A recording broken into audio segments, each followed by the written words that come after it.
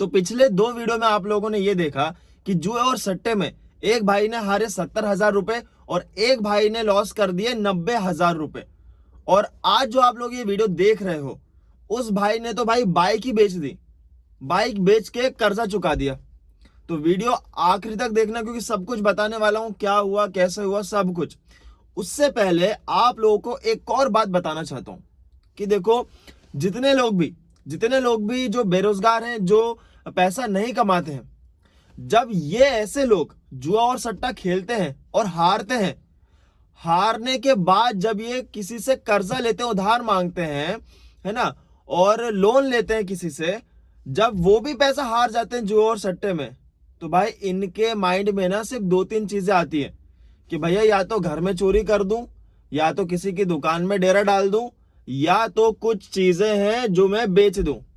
ठीक है, तो आज जो आप ये जो वीडियो देख रहे हो, जिस भाई की गैम्बलिंग एडिक्शन स्टोरी देख रहे हो, उस भाई ने यही चीज की भाई, कि भाई साहब ने बाइक ही बेच मारी कर्जा चुकाने के लिए, और चुकाए भी।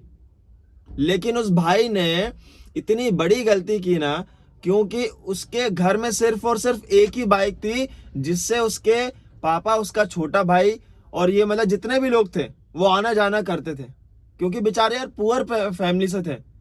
उसके पापा ने जैसे तैसे करके भाई चलो बाइक दिला दी कि बच्चे हमारे भाई गाड़ी लेके जाए, पैदल दूर ना जाना पड़े।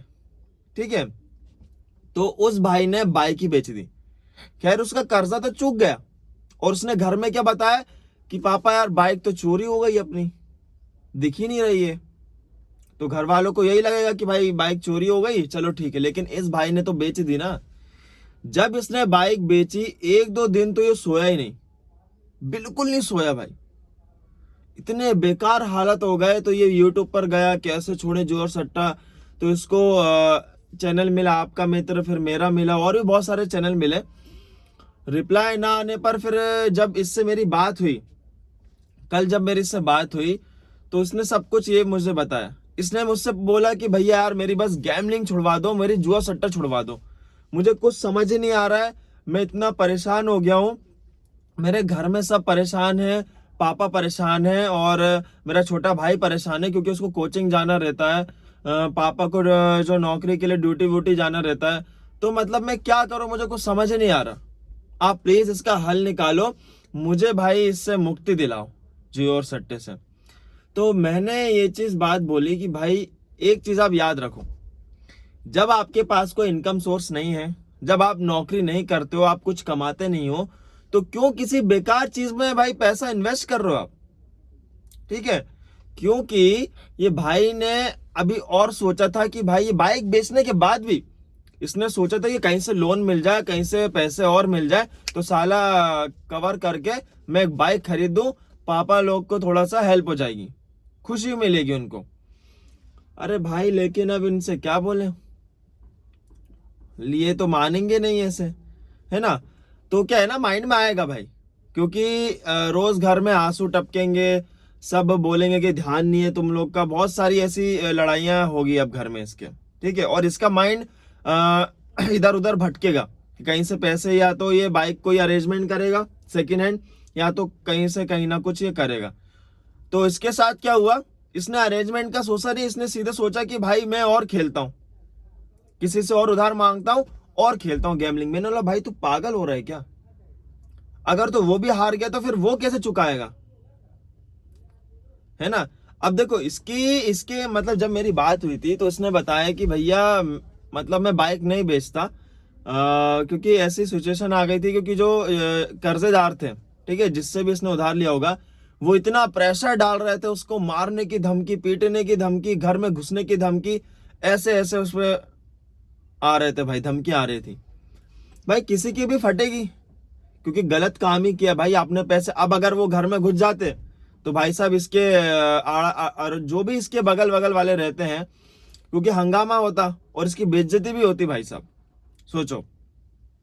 अब वो ये सब चाहता नहीं है ना, क्योंकि सबको अपनी भाई रिस्पेक्ट बहुत कीमती है, रिस्पेक्ट तो भाई बहुत जरूरी है भाई।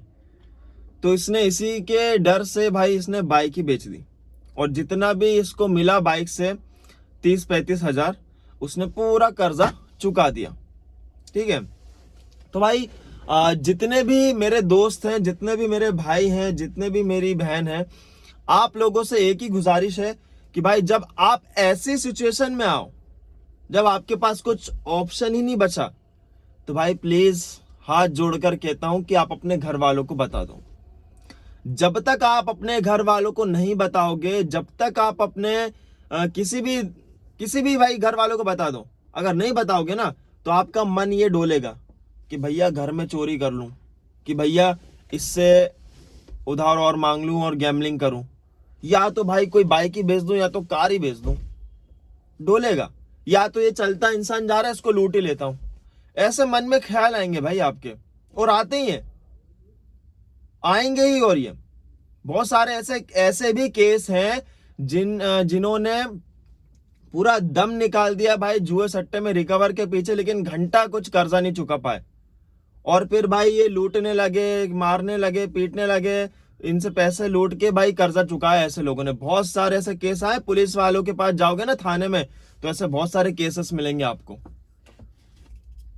मैं तो भाई बहुत अच्छे तरीके से जानता हूं, क्योंकि मैं जहां रहता हूं ना वो पूरा पुलिस एरिया है, बटालियन समझ लो एक तरह से। यहां पर सब पुलिस वाले, कोई एसआई है तो कोई डीआईजी है, सब। तो भाई मुझे अच्छी तरीके से पता है कि भाई कैसा क्या होता है ना। तो इसलिए आप लोगों को बता रहा हूं, जो भी मेरे भाई हैं, ठीक है, जितने भी मेरे सब्सक्राइबर हैं, प्लीज आप लोग ऐसी गलती मत करना। किसी को लूटना मत, घर की चीजें मत बेचना। कोई तो भाई अपने मम्मी के गहने बेच देते हैं, सोने के, चांदी के। अब बताओ क्या करें ऐसे लोगों का, है ना। तो ये सब चीजों से अच्छा है कि अपने घर वालों को बताओ, है ना, क्योंकि वही आपको हैंडल कर सकते हैं और कोई नहीं हैंडल कर सकता मेरे भाई। 10 लोग आएंगे, 10 तरह की आपको ज्ञान की बातें